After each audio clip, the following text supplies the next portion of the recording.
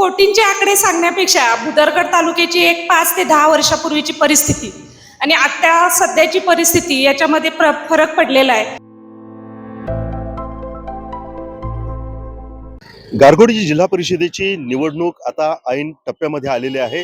वेगवेगळ्या पद्धतीनं टीका टिप्पणी आणि प्रचाराची रणधुमाळी सध्या या प्रभागामध्ये आपल्याला पाहायला मिळते.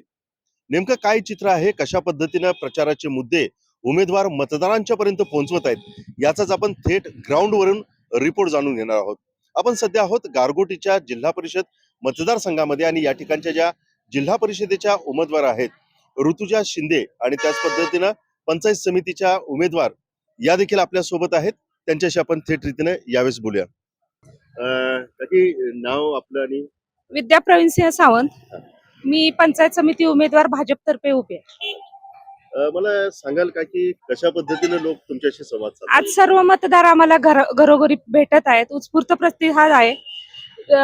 नामदार प्रकाशराव आंबेडकर आणि नामदार चंद्रकांतदादा पाटील यांचा हा तालुका आणि हे असल्यामुळं इथं विकासाच्या मुद्द्यावरती आम्हाला बोलण्यापेक्षा इथं विकास झालेला आहे, त्यामुळे लोकांनी आम्हाला भरभरून प्रतिसाद दिलेला आहे आणि इथून पुढेही तुम्हालाच आम्ही सहकार्य करू असे त्यांनी आम्हाला आश्वासन दिलेलं आहे. घरोघरी चांगला आम्हाला प्रतिसाद मिळत आहे. ज्यावेळेस तुम्ही मतदारांशी संवाद साधताय, कुठले असे प्रमुख मुद्दे आहेत किंवा कुठले असे प्रमुख विकास कामे आहेत की ज्याच्या आठवणीनं ते तुम्हाला गोष्टी सांगतात?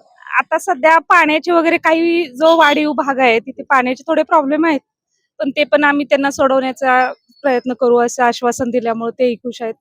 गल्लोगल्ली रस्ते पूर्ण झालेले आहेत, काही ठिकाणी अपूर्ण आहेत, त्या कामाची आम्ही पूर्तता करतो. स्ट्रीट लाईट असू दे, रस्ते असू दे, पाण्याचा प्रश्न असू दे, शाळांचे काही प्रश्न असतील तर आम्ही त्यावर प्रयत्न करणार असं सांगितलं. एक प्रश्न विचारावा वाटतो आणि तो म्हणजे की आपण सांगितलात की नामदार प्रकाश आंबेडकर, नामदार चंद्रकांत दादा पाटील यांच्या माध्यमातून प्रचंड विकास कामं झालीत, पण किती कोटींची विकास कामं झालीत लोकांना ते कोटींचे आकडे सांगण्यापेक्षा भुदरगड तालुक्याची एक 5 ते 10 वर्षापूर्वीची परिस्थिती आणि आता सध्याची परिस्थिती याच्यामध्ये फरक पडलेला आहे. तुम्ही जुन्या लोकांना वगैरे विचारला तर ती सुद्धा तुम्हाला सांगू शकतील की इथं किती काय सुधारणा झालेल्या आहेत. शैक्षणिक वातावरण, मौनी विद्यापीठ असू दे, आणखी आमदार साहेबांनी आता इथं कृषी विद्यापीठ, मुलांसाठी इंजिनिअरिंग कॉलेज वगैरे सर्व सुविधा उपलब्ध केल्यामुळे आमचा इथं ग्रामीण भागाचा प्रचंड विकास झालेला आहे. पर्यटन क्षेत्रातही आम्ही जवळजवळ आता उभारी घेतलेली आहे आणि भुदरगड तालुक्याचं पर्यटन क्षेत्र म्हणून सुद्धा आम्ही विकास करण्याचा सर्वजण प्रयत्न करणार आहोत. एक शेवटचा प्रश्न, तुमचा विकासाचा अजेंडा काय करायचा आहे गावासाठी?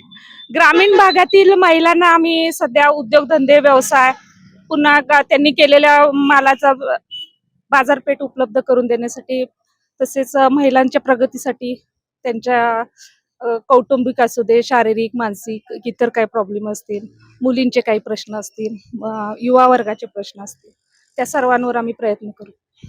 शेवटी 7 तारखेचा निकाल काय असेल?